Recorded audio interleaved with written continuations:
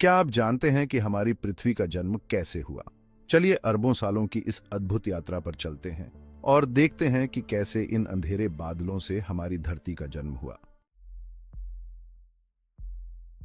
कल्पना कीजिए एक अथाह और ठंडा अंतरिक्ष जहां हाइड्रोजन और हीलियम गैस के विशाल बादल तैर रहे हैं। इन्हीं बादलों को हम नेबुला कहते हैं। हमारा सूर्य और हमारी पृथ्वी सभी की शुरुआत एक ऐसे ही नेबुला से हुई थी।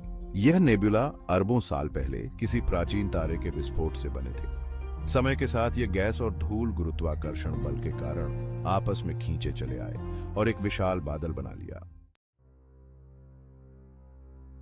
सूर्य के जन्म के बाद बचा हुआ नेबुला एक चपटी डिस्क की तरह सूर्य के चारों ओर घूमने लगा। इस डिस्क में गैस, धूल और बर्फ के कण थे। गुरुत्वाकर्षण बल के कारण ये कण आपस में टकराने लगे और धीरे धीरे बड़े बड़े गोले बनाने लगे। जैसे जैसे ये गोले बड़े होते गए, उनका गुरुत्वाकर्षण बल भी बढ़ता गया। वे अपने आसपास के छोटे छोटे गोलों को अपनी तरफ खींचने लगे और खुद और भी बड़े होते गए। ये लाखों सालों तक चलता रहा और आखिरकार इन टकरावों से प्लैनेटों का जन्म हुआ।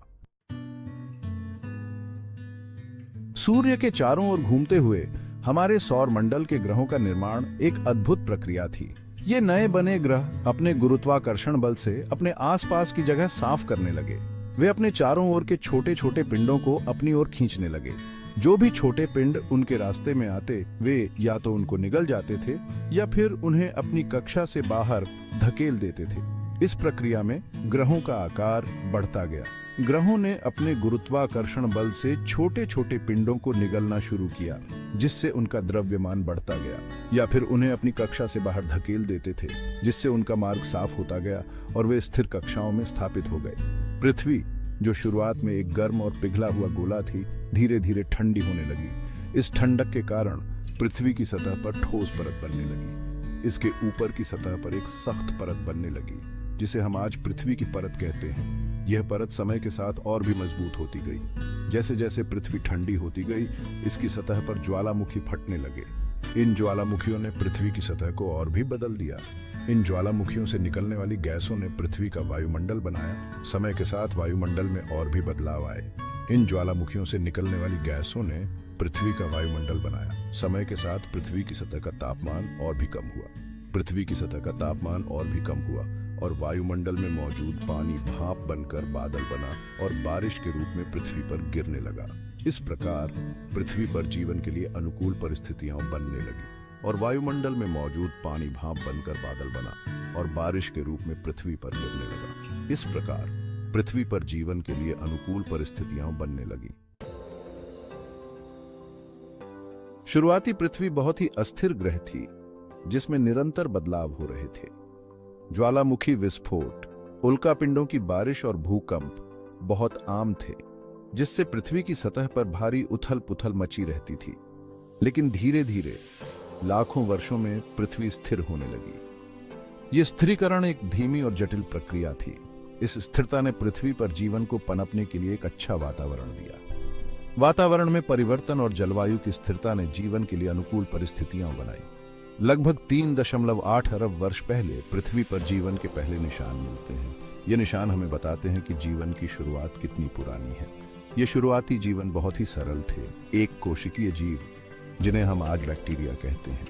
ये बैक्टीरिया पृथ्वी के पहले निवासी थे। धीरे धीरे प्रकाश संश्लेषण करने वाले बैक्टीरिया के कारण पृथ्वी के वायुमंडल में ऑक्सीजन की मात्रा बढ़ने लगी। यह एक महत्वपूर्ण मोड़ था। यह ऑक्सीजन जीवन के विकास के लिए बहुत महत्वपूर्ण था। ऑक्सीजन की उपस्थिति ने जटिल जीवन रूपों के विकास को संभव बनाया। समय के साथ पृथ्वी का निर्माण हुआ और इसके साथ ही जीवन की शुरुआत भी हुई। पृथ्वी पर जीवन और भी जटिल होता गया। प्रारंभ में यह जीवन सूक्ष्म जीवों के रूप में था, जो धीरे धीरे विकसित होते गए। एक कोशिकीय जीवों से बहुकोशिकीय जीव बने। यह एक महत्वपूर्ण कदम था, जिसने जीवन को और भी विविध और जटिल बना दिया। समुद्रों में पौधे और जीव पनपे और आखिरकार जीवन ने पानी से बाहर निकलकर जमीन पर भी अपने पैर पसारे। यह एक अद्वितीय घटना थी, जिसने पृथ्वी पर जीवन के नए आयाम खोले। यह जीवन की एक अद्भुत यात्रा रही है, जो अरबों वर्षों से जारी है।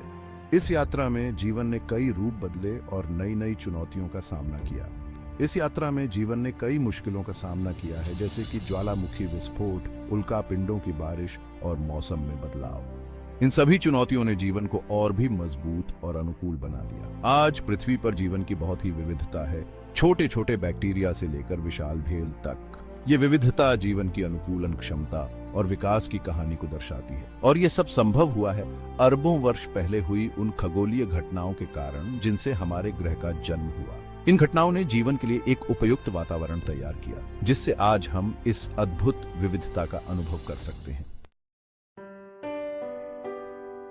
पृथ्वी का यह विकास लाखों करोड़ों सालों की प्रक्रिया का नतीजा है, जिसमें कई सारी भूवैज्ञानिक और खगोलीय घटनाओं ने महत्वपूर्ण भूमिका निभाई है। यह कहानी हमें याद दिलाती है कि हमारी पृथ्वी कितनी अनोखी और अद्भुत है। हमें इस ग्रह की रक्षा करनी चाहिए ताकि जीवन की यह अद्भुत कहानी